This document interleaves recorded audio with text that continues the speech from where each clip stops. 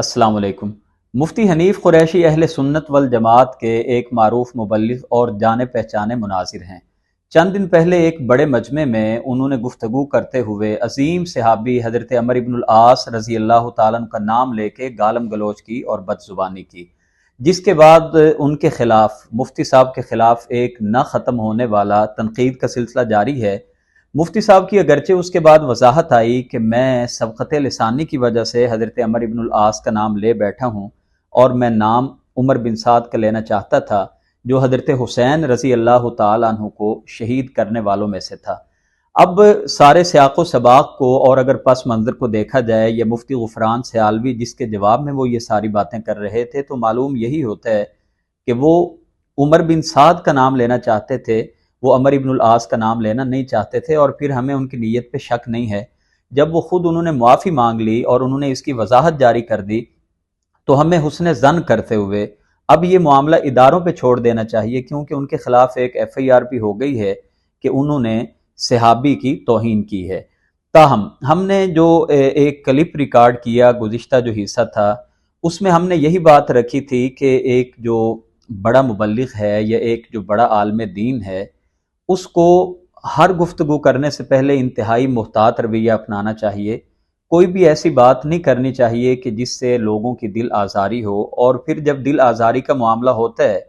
تو پھر یہی معاملات ہوتے ہیں جن کو آج وہ فیس کر رہے ہیں اور لوگ ان کے خلاف بہت زیادہ گفتگو بھی کر رہے ہیں۔ تاہم میں نے جب یہ ساری بات پچھلے حصے میں کی تو اس ویڈیو کے کمنٹ میں جا کے کئی لوگوں نے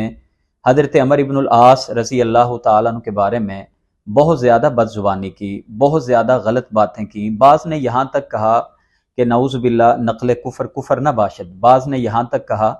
کہ وہ تو ایک مکار شخص تھا، وہ تو عیار شخص تھا، اس کو صحابی رسول کہنا یہ توہین ہے۔ اس طرح کی باتیں بے شمار کی گئیں، اور اس لیے میں نے ضروری سمجھا کہ جو حضرت عمر ابن العاص رضی اللہ تعالیٰ عنہ کا مقام و مرتبہ ہے اس کو آپ حضرات کے سامنے بیان کیا جائے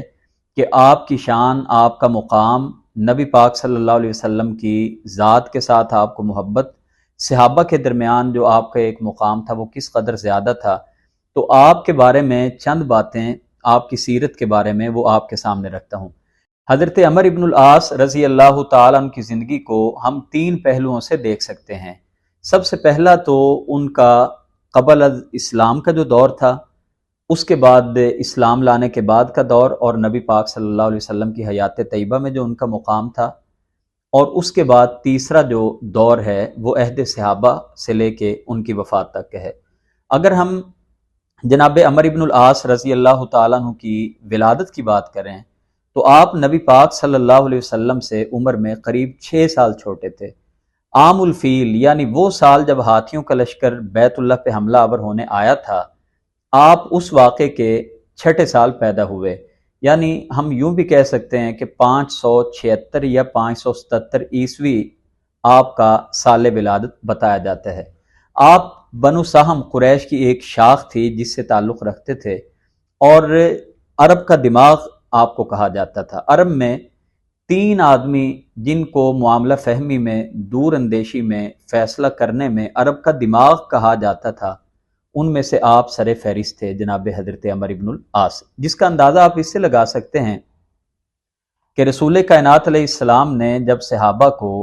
حبشہ کی طرف ہجرت کرنے کا حکم دیا تو اہل مکہ کی طرف سے جن 2 افراد کو بھیجا گیا، ان میں ان کو ان کے جو سفیر تھے یا دونوں میں سے جو لیڈ کر رہے تھے وہ جناب عمر ابن العاص رضی اللہ تعالیٰ عنہ تھے، اور عبداللہ بن ربیعہ ان کی معاونت کے لیے نجاشی کے پاس بھیجے گئے۔ جب جا کے نجاشی کے پاس انہوں نے یہ ساری باتیں رکھیں کہ یہ ہمارے پاگے ہوئے لوگ ہیں، ان کو ہمارے حوالے کرو، یہ ایک سیرت کا الگ سے واقعہ ہے جس پر میں بہت زیادہ تفصیل میں بات نہیں کروں گا، مگر یہ ادھر چلے گئے، تحفے تحائف لے کے گئے، اور نجاشی نے ساری باتیں سن کے ان کو واپس بھیج دیا اور کہا کہ مسلمان ہمارے پاس ہی رہیں گے، ہم تمہارے حوالے نہیں کریں گے۔ عمر بن عاص رضی اللہ تعالیٰ عنہ خود بیان کرتے ہیں کہ جب میں نجاشی کے دربار میں گیا تو نجاشی کی گفتگو سن کے اور صحابہ کی جو وہاں پہ گفتگو نجاشی سے ہوئی تھی وہ باتیں سن کے میری طبیعت جو تھی وہ اسلام کی طرف کچھ نہ کچھ مائل ہو گئی تھی۔ مگر غزوہ احزاب میں جو مشرکین مکہ کا حال مسلمانوں کے ہاتھوں ہوا تو وہ یہ بیان کرتے ہیں کہ میں ان کا حشر دیکھ کے میں نے دل میں فیصلہ کر لیا تھا کہ اسلام ایک آسمانی اور آفاقی مذہب ہے اور میں اس کو قبول کر لیتا ہوں۔ سن 8 ہجری کے آغاز میں 3 بڑی بڑی جو ہستیاں تھیں قریش کی، وہ ایمان کو قبول کر لیتی ہیں، جن میں حضرت خالد ابن ولید رضی اللہ تعالیٰ عنہ، حضرت عثمان بن طلحہ اور حضرت عمر بن عاص رضی اللہ تعالیٰ عنہ کا نام آتا ہے۔ یہ پھر ان کا تفصیل طلب واقعہ ہے کہ یہ کس طرح آپس میں انہوں نے پلان کیا اور کس طرح یہ تینوں اکٹھے ہوئے اور نبی پاک کی خدمت میں آئے۔ مگر عمر بن عاص کی ساری حیات طیبہ کو ایک مختصر پیرائے میں بیان کرنا مقصد ہے، اسی لیے جو اہم واقعات ہیں وہ میں صرف آپ کے سامنے رکھوں گا۔ حضرت عمر بن العاص رضی اللہ تعالی عنہ ایمان قبول کر لیتے ہیں، صحابہ کی صف میں شامل ہو جاتے ہیں۔ 40 حدیثیں جناب حضرت عمر بن العاص رضی اللہ تعالیٰ عنہ سے مروی ہیں۔ نبی پاک صلی اللہ علیہ وسلم نے جب خالد بن ولید، عثمان بن طلحہ اور عمر بن عاص کو آتے دیکھا تو آپ نے صحابہ سے فرمایا کہ اہل مکہ نے تمہاری طرف اپنے جگر گوشے پھینک دیے ہیں۔ اس سے اندازہ کیجئے کہ نبی پاک صلی اللہ علیہ وسلم کو بھی کس قدر ان تینوں کا آنا محبوب تھا۔ حضرت عمر بن العاص رضی اللہ تعالیٰ عنہ کے ایمان قبول کرنے کے چند مہینوں کے بعد اللہ کے رسول صلی اللہ علیہ وسلم نے آپ کو ایک مہم پر روانہ کرنے سے پہلے سپہ سالار بنایا، امیر الجیش بنایا اور آپ نے روانہ کیا۔ یہ سریہ عمر بن عاص کہلاتا ہے اور جسے جنگ ذات السلاسل بھی کہا جاتا ہے۔ معاملہ یہ تھا کہ بنو قزاع نے جو اس سے پہلے سریہ موتا ہوا تھا اس میں رومیوں کا ساتھ دیا تھا، اور ابھی پھر یہ اطلاع ملی کہ وہ مدینہ پر حملہ آور ہونے والے ہیں۔ اللہ کے رسول صلی اللہ علیہ وسلم نے 300 صحابہ کا لشکر دے کے جناب عمر بن عاص کو روانہ کیا، اور آپ نے فرمایا کہ انشاءاللہ تم سالم و غانم واپس آؤ گے، یعنی تم سلامتی کے ساتھ بھی آؤ گے اور تم غنیمت بھی سمیٹے ہوئے واپس آؤ گے۔ آپ جب تشریف لے گئے تو آپ نے دیکھا کہ وہاں پہ جو دشمن کی قوت ہے وہ زیادہ ہے۔ آپ نے نبی کریم صلی اللہ علیہ وسلم کو اس بارے میں اطلاع بھیجی۔ آپ صلی اللہ علیہ وسلم نے مزید 200 صحابہ، جن میں جناب ابو بکر صدیق، جناب فاروق اعظم، ابو عبیدہ بن جراح رضی اللہ عنہم ورضوا عنہ کے ساتھ 200 کا لشکر بھیجا، اور یہ 500 افراد کے قافلے کے ساتھ وہاں پہ ان کا مقابلہ ہوا۔ یہ فاتح رہے اور یہ واپس پلٹ آتے ہیں۔ اس جنگ میں چند واقعات بڑے عجیب و غریب رونما ہوئے۔ ایک تو یہ تھا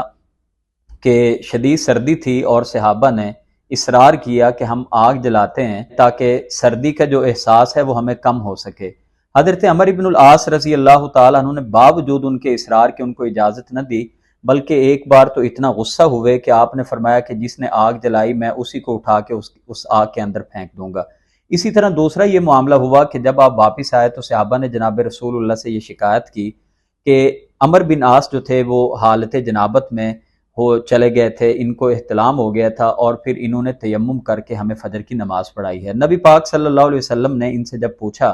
ساری چیزوں کے بارے میں جب ان سے استفسار کیا کہ آپ نے صحابہ کو آگ کیوں نہیں جلانے دی، تو فرمایا کہ دیکھیں ہم افرادی طور پہ افرادی قوت میں بہت کم تھے، ہماری آگ کو دیکھ کے دشمن وہ ہماری افرادی جو کمی ہے، جو تعداد کی کمی ہے اس کو جان لے گا اور ہماری کمزوری کا اس کو پتہ چل جائے گا۔ نبی پاک صلی اللہ علیہ وسلم نے جناب عمر بن عاص کی اس رائے کی تحسین فرمائی۔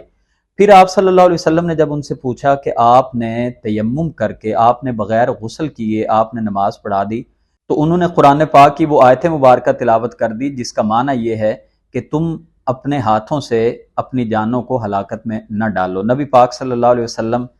یہ سن کے، ان سے جو استدلال تھا سن کے آپ مسکرا دیے، گویا کہ آپ کی خاموشی ان کے اس عمل کی تصدیق تھی کہ اے عمر تم نے ٹھیک کی ہے۔ اسی طرح مکہ فتح ہونے کے بعد ہم دیکھتے ہیں کہ جو ایک معروف بت تھا سوا نامی، نبی پاک صلی اللہ علیہ وسلم نے اس کو گرانے کے لیے بھی جناب عمر بن العاص رضی اللہ تعالیٰ عنہ کو روانہ کیا۔ سرور کونین صلی اللہ علیہ وسلم نے دنیا کے بڑے بڑے بادشاہان کو جب اسلام کی دعوت کے خط لکھے تو آپ نے یمن کے مشہور شہر عمان کے بادشاہ جو تھے، جو حکمران تھے، 2 بھائی تھے،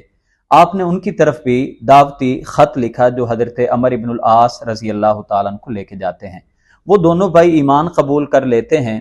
جناب رسول اللہ صلی اللہ علیہ وسلم عمان کے اس علاقے کے لیے حضرت عمر ابن العاص کو عامل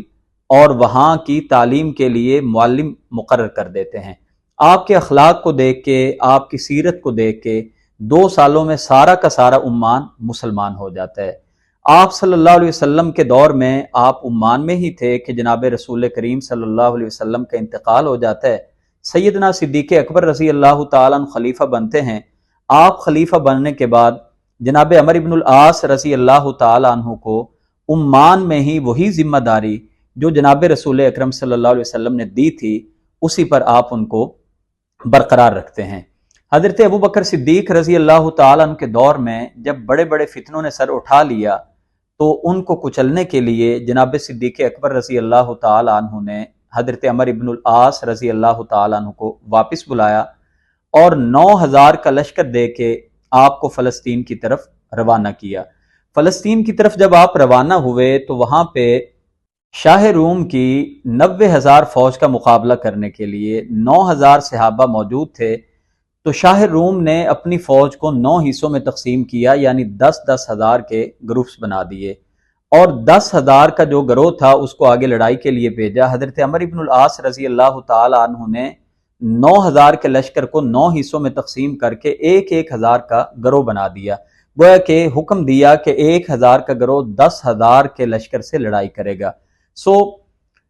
2,000 جو مسلمانوں کا گروہ تھا اس نے 10,000 کا مقابلہ کیا، یعنی 1,000 جو مسلمانوں کا گروہ تھا اس نے مقدمۃ الجیش فرنٹ سے مقابلہ کیا، اور 1,000 لشکر کی قیادت جناب عمر ابن العاص خود کرتے ہوئے دوسری سمت سے اس قافلے کا مقابلہ کیا۔ ٹکراؤ ہوا اور ان کو بڑی ذلت کی شکست ہوئی، ان کا جو سپہ سالار تھا وہ اس میں قتل ہو گیا، اور اس انداز میں جو رومی تھے ان کو بھاری نقصان اٹھانا پڑا۔ حضرت عمر ابن العاص رضی اللہ تعالیٰ عنہ کا ایک بہت بڑا کارنامہ جو جنگ اجنادین میں ہمیں نظر آتا ہے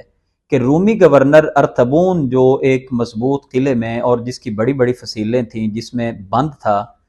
اور اس بڑے قلعے پہ حملہ کرنے کے لیے جب تک اس قلعے کے اندر کے حالات کا جائزہ نہ لیا جاتا یا جب تک اندر کی خبریں نہ ملتیں تو وہاں پر حملہ کرنا یا اس پر غلبہ پانا یہ ناممکنات میں سے تھا۔ جناب عمر ابن العاص رضی اللہ تعالیٰ عنہ نے کئی قاصد روانہ کیے پیس بدل بدل کے کہ اندر کے جو محل ہے اس کی ساری جو خبریں ہیں وہ لا کے دی جائیں کہ کہاں سے ہم حملہ کریں، مگر کوئی مناسب خبریں نہ مل سکیں تو جناب عمر ابن العاص رضی اللہ تعالیٰ عنہ نے اپنا بیس خود ہی بدل کے ارطبون سے ملاقات کرنے کے لیے وہ اندر تشریف لے گئے۔ جو یہ رومی گورنر جو تھا یہ بڑا سمجھدار تھا، اور جب اس نے باتیں سنی آپ کی تو یہ سمجھ گیا کہ یہ ان کے کسی عام سپاہی کی گفتگو نہیں ہے بلکہ یہ ان کا سپہ سالار عمر بن عاص معلوم ہوتا ہے۔ اس نے اپنے دربان کو اشارہ کیا اور کہا کہ یہ جب بندہ واپس ہو تو اس کو اشارے میں کہا کہ اس کو قتل کر دینا۔ حضرت عمر بن عاص جب اٹھ کے جانے لگے تو دیکھا کہ یہ میرے اوپر حملہ آور ہونے لگا، تو آپ واپس پلٹے گورنر ارطبون کے پاس اور اس سے کہا کہ میں آپ سے بڑا متاثر ہوا ہوں، اور ہماری فوج کے 20 اور بھی ایسے آدمی ہیں جو بڑے ذہین و فطین اور عقل مند آدمی ہیں، اور میں چاہتا ہوں کہ ان کو بھی تم سے ملوا دوں تاکہ وہ بھی تم سے متاثر ہو جائیں۔ تو یہ جو گورنر تھا اس نے یہ سوچا کہ کیوں نہ میں یہ جو ایک آدمی کو قتل کرانا ہے تو وہ بھی 10-15 آ جائیں گے تو ان کو بھی قتل کروا دوں گا۔ تو اس نے اپنے دربان کو اجازت دے دی کہ ان کو جانے دو۔ آپ سیدنا عمر بن عاص رضی اللہ تعالیٰ عنہ کی جو فہم و فراست کا اندازہ کیجئے کہ آپ فوری سمجھ گئے کہ یہ میرے قتل کے درپے ہے، تو آپ وہاں سے نکل آتے ہیں اور پھر آپ حملہ کرتے ہیں، اور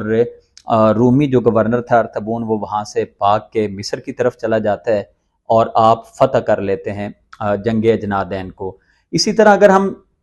جنگ یرموک کی بات کر لیں، فلسطین کی بات کر لیں، فلسطین کی فتح کی بات کر لیں، دمشق کی بات کر لیں، تو ان تمام مارکوں میں جناب حضرت عمر ابن العاص رضی اللہ تعالیٰ عنہ خالد بن ولید کے ساتھ، ابو عبیدہ بن جراح کے ساتھ شانہ بشانہ ان جنگوں میں صف اول کے جو مجاہدین تھے ان میں ہمیں لڑتے نظر آتے ہیں۔ اور ان کی یہ جو تینوں کا ایک گروہ تھا کہہ لیجئے، حضرت خالد بن ولید، ابو عبیدہ بن جراح اور اسی طرح حضرت عمر ابن العاص رضی اللہ تعالیٰ عنہ، یہ جو بڑے بڑے مارکے ہیں، جو بڑی بڑی جنگیں ہیں، ہمیں ان تینوں میں یہ نظر آتا ہے کہ ان تینوں کی جو جو ایک فہم و فراست تھی، جو پلاننگ ہوتی تھی، جس انداز میں یہ چیزوں کو سوچتے تھے، جس انداز میں یہ دشمن کا مقابلہ کرنے کے لیے اپنے ایک لشکر کو ترتیب دیتے تھے، تو معلوم یہی ہوتا ہے کہ اللہ تعالیٰ نے جناب عمر ابن العاص رضی اللہ تعالیٰ عنہ کو بے پناہ عقل و شعور عطا کیا تھا۔ حضرت عمر ابن العاص رضی اللہ تعالیٰ عنہ کو فاتح مصر کہا جاتا ہے۔ آپ کی پلاننگ، آپ کی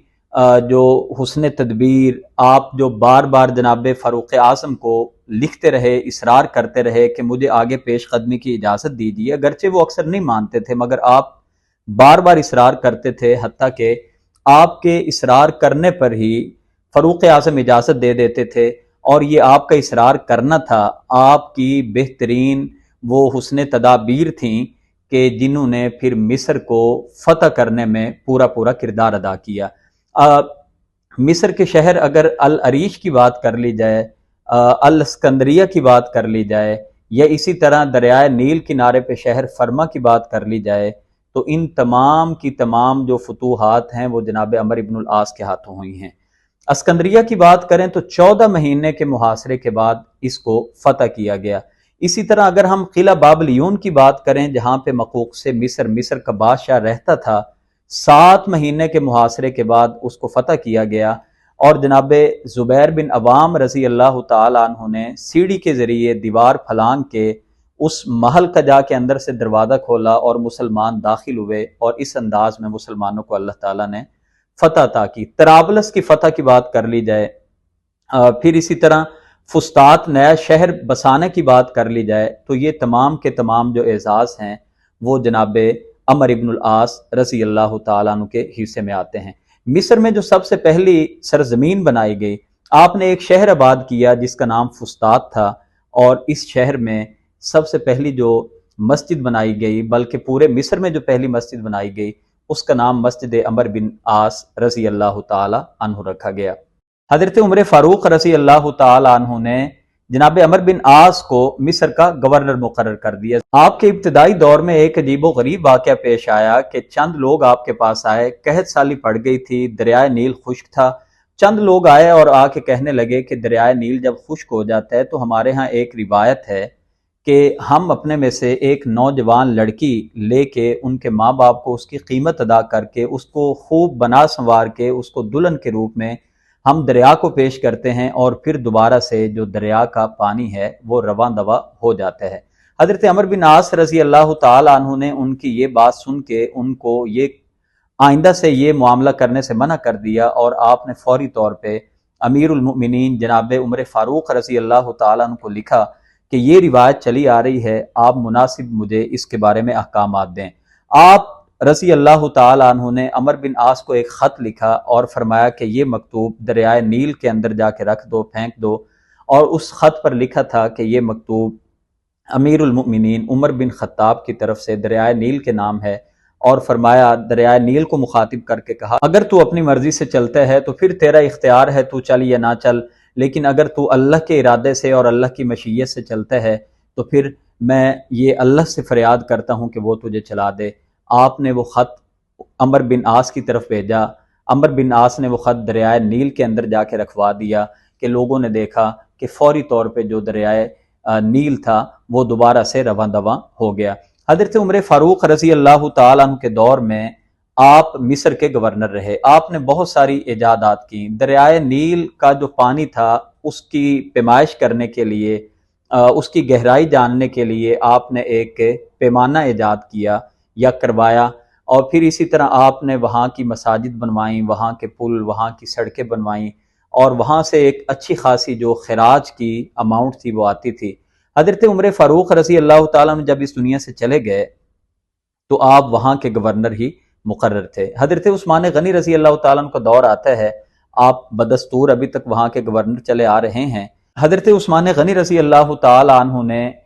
حضرت عمر بن عاص سے استفسار کیا کہ جو خراج کی رقم ہے جو وہاں کے لوگوں سے اماؤنٹ آتی ہے وہ دن بدن کم ہوتی چلی جا رہی ہے، تو آپ نے فرمایا کہ اونٹنی اس سے زیادہ دودھ نہیں دے سکتی۔ حضرت عثمان غنی رضی اللہ تعالی عنہ نے حضرت عبداللہ بن سعد بن ابی سرہ کو وہاں کا عامل مقرر کر دیا اور خراج کی ذمہ داری ان کے سپرد کر دی، اور اگلے ہی سال خراج میں اچھا خاصا اضافہ ہو گیا۔ حضرت عثمان غنی نے حضرت عمر بن عاص سے پوچھا کہ اب تو اونٹنی نے زیادہ دودھ دے دیے ہے، تو عمر بن عاص رضی اللہ عنہ کہنے لگے کہ اونٹنی نے دودھ تو زیادہ دے دیے ہے مگر اس کے بچے بھوکے مر گئے ہیں۔ مطلب یہ تھا کہ لوگوں پر سختی کر کے ان سے خراج کی رقم زیادہ لی گئی ہے۔ حضرت عمر فاروق رضی اللہ تعالیٰ عنہ کے دور میں دفاع اور مالیات یہ دونوں محکمے ایک ہی شخص کے پاس ہوتے تھے، ایک ہی عامل کے پاس ہوتے تھے، لیکن عثمان غنی رضی اللہ تعالیٰ عنہ نے یہ کیا کہ آپ نے مالیات اور دفاع کا جو محکمہ تھا ان کو الگ الگ کر دیا۔ سو حضرت عبداللہ بن سعد بن ابی سرہ کو جناب عثمان نے مالیات کی ذمہ داری دے کے مصر میں روانہ کر دیا، اور حضرت عمر بن عاص کے پاس صرف دفاع کی ذمہ داری رہتی رہی۔ اب ان دونوں میں اختلافات رپورٹ ہوتے رہے خلیفہ کو، اور حضرت عمر بن عاص کہا کرتے تھے کہ میرے دفاعی معاملات میں عبداللہ بن سعد بن ابی سرہ مداخلت کر رہے ہیں، اور عبداللہ بن سعد بن ابی سرہ شکایتیں لکھ کے عمر بن عاص کے بارے میں بھیجتے رہے کہ یہ میرے جو مالی معاملات ہیں ان میں مداخلت کر رہے ہیں، حتیٰ کہ جناب عثمان غنی رضی اللہ تعالیٰ عنہ نے آپ کو وہاں سے معزول کر دیا۔ حضرت عمر بن عاص مصر سے مدینہ منورہ تشریف لاتے ہیں اور یہاں سے فلسطین چلے جاتے ہیں۔ حضرت عثمان غنی رضی اللہ تعالیٰ عنہ کے دور میں جو فتنہ اٹھا، فتنۃ الکبریٰ جس کو کہا جاتا ہے، حضرت عثمان غنی پر بلوائیوں نے حملہ کر دیا۔ آپ نے عمر بن عاص رضی اللہ تعالیٰ عنہ کو فلسطین سے بلایا اور آپ سے مشورہ کیا۔ حضرت عمر بن عاص رضی اللہ تعالیٰ عنہ نے برملا طور پہ یہ آپ کو مشورہ دیا کہ آپ کی جو نرمی ہے اسی سے یہ سارے معاملات خراب ہو رہے ہیں، آپ سختی کریں اور یہ فتنہ ختم ہو جائے گا۔ اسی فتنے کے دوران ہی حضرت عمر بن عاص رضی اللہ تعالیٰ عنہ دوبارہ فلسطین چلے جاتے ہیں۔ اسی اثناء میں ہم دیکھتے ہیں کہ حضرت عثمان غنی رضی اللہ تعالیٰ عنہ شہید ہو جاتے ہیں، سیدنا علی رضی اللہ تعالیٰ عنہ مسلمانوں کے خلیفہ بن جاتے ہیں۔ حضرت علی رضی اللہ تعالیٰ عنہ کے دور میں بھی ابتدائی دور میں عمر بن عاص فلسطین میں تھے، اور جب بعد میں شہادت عثمان کا قصاص لینے کی بات ہوئی، یا جب حضرت امیر معاویہ اور حضرت علی کے بیچ جو اختلافات نے جب جنم لیا، مسائل آگے نہیں بڑھ رہے تھے، تو امیر معاویہ رضی اللہ تعالیٰ عنہ نے حضرت عمر بن عاص رضی اللہ تعالیٰ عنہ کو فلسطین سے بلایا اور آپ سے رائے طلب کی۔ حضرت عمر بن عاص رضی اللہ تعالیٰ عنہ جو تھے ان کا بھی یہی موقف تھا کہ حضرت عثمان غنی رضی اللہ تعالیٰ عنہ کی جو شہادت ہے وہ بڑی دردناک طریقے سے ہوئی ہے، اور قاتلین کو فی الفور پکڑ کے ان کو سزا دینی چاہیے۔ سو ہم دیکھتے ہیں کہ جو مسئلہ تحکیم ہوا اس میں بھی حضرت عمر بن عاص رضی اللہ تعالیٰ عنہ کا نام آتا ہے، وہ حکم کے طور پہ مقرر ہوئے، اور حضرت علی کی طرف سے حضرت ابو موسیٰ اشعری مقرر ہوئے۔ پھر ہم بعد میں دیکھتے ہیں کہ جنگ صفین میں حضرت عمر بن عاص رضی اللہ تعالیٰ عنہ حضرت علی رضی اللہ تعالیٰ عنہ کے ساتھ تھے، اور جب ان کی صلح ہو جاتی ہے، اگرچہ عارضی صلح کہہ لیجئے، تو حضرت امیر معاویہ رضی اللہ تعالیٰ عنہ حضرت عمر بن عاص رضی اللہ تعالیٰ عنہ کو دوبارہ سے مصر کی گورنری کی ذمہ داری دے کے مصر کی طرف بھیج دیتے ہیں 6000 کی فوج دے کے۔ اب اس سے پہلے جناب علی رضی اللہ تعالیٰ عنہ نے محمد بن ابی بکر کو وہاں کا گورنر نامزد کر دیا تھا۔ اب جب حضرت عمر بن عاص وہاں پہ جاتے ہیں تو محمد بن ابی بکر کی جو ساری طاقت تھی اس کو کچل دیتے ہیں، اور غلبہ پا کے سارا کنٹرول اپنے ہاتھ میں لے لیتے ہیں۔ پھر انہی واقعات میں ہمیں ملتا ہے کہ حضرت ابو بکر صدیق کے بیٹے محمد بن ابی بکر وہ شہید ہو جاتے ہیں، اور بعض روایتوں میں عمر بن عاص کا ڈائریکٹ نام آتا ہے کہ آپ نے ان کو شہید کروایا، اور بعض میں دوسروں کا نام آتا ہے کہ انہوں نے حضرت محمد بن ابی بکر کو شہید کیا۔ حضرت عمر بن عاص رضی اللہ تعالیٰ عنہ کا صحابہ میں وہ مقام تھا کہ آپ اس واقعے سے اندازہ کر سکتے ہیں کہ جب 3 خارجی بیت اللہ میں بیٹھ کے جنہوں نے پلاننگ کی کہ ہم تینوں ہی حضرت علی پہ، حضرت امیر معاویہ پہ اور عمر بن عاص پہ حملہ کر کے تینوں کو قتل کر دیتے ہیں، تو آپ اس سے اندازہ کیجئے کہ خوارج سمجھتے تھے کہ یہ 3 بڑے بڑے نام ہیں۔ تاہم حضرت علی رضی اللہ تعالیٰ عنہ پہ حملہ ہوا، اسی حملے میں وہ زخمی ہوئے، پھر شہید ہو گئے۔ امیر معاویہ رضی اللہ تعالیٰ عنہ پر حملہ ہوا، لیکن آپ ان زخموں سے صحت یاب ہو گئے۔ حضرت عمر بن عاص رضی اللہ تعالیٰ عنہ جو تھے، آپ اس دن تشریف نہیں لائے تھے، اور آپ کی جگہ پہ جو نماز پڑھانے آئے تھے ان پر حملہ ہوا اور وہ شہید ہو گئے۔ اس سے آپ اندازہ کیجئے کہ حضرت عمر بن عاص رضی اللہ تعالیٰ عنہ کو خوارج بھی یہ سمجھتے تھے کہ ان ہستیوں کا ختم ہونا یہ بہت ضروری ہے اسلام کو کمزور کرنے کے لیے۔ حضرت عمر بن عاص رضی اللہ تعالیٰ عنہ کو جو دوبارہ گورنر لگایا گیا مصر کا، آپ کا یہ جو دورانیہ ہے یہ بہت زیادہ نہیں رہا، اور چند سالوں کے بعد آپ کی وفات ہو جاتی ہے فسطاط شہر میں۔ آپ کی وفات جو ہے وہ 43 ہجری یا 47 ہجری عام طور پہ روایتوں میں بیان کی جاتی ہے۔ حضرت عمر بن عاص رضی اللہ تعالیٰ عنہ کے یہ چند وہ خصائص اور فضائل ہیں جو میں نے آپ کے سامنے رکھے ہیں کہ خود نبی پاک کے دور میں ذات السلاسل میں آپ کو سپہ سالار بنایا گیا، اور ابو بکر و عمر اور ابو عبیدہ جیسے جو بڑے بڑے صحابہ تھے وہ آپ کے ماتحتی میں بھیجے گئے۔ تو یہ تمام پھر بعد میں خلفائے راشدین کے دور میں، عمر فاروق کے دور میں اتنا عرصہ مہمات پہ رہے، یہ ساری باتیں، مگر آج آپ کی ان باتوں کو، چند باتوں کو لے کے جو آپ کو سب و شتم کیا جاتا ہے، جو آپ کو گالم گلوچ کیا جاتا ہے، اس کے پیچھے جو ہمیں 3 بڑی بڑی وجوہات نظر آتی ہیں، ان کا ہم اگلے حصے میں تذکرہ کریں گے۔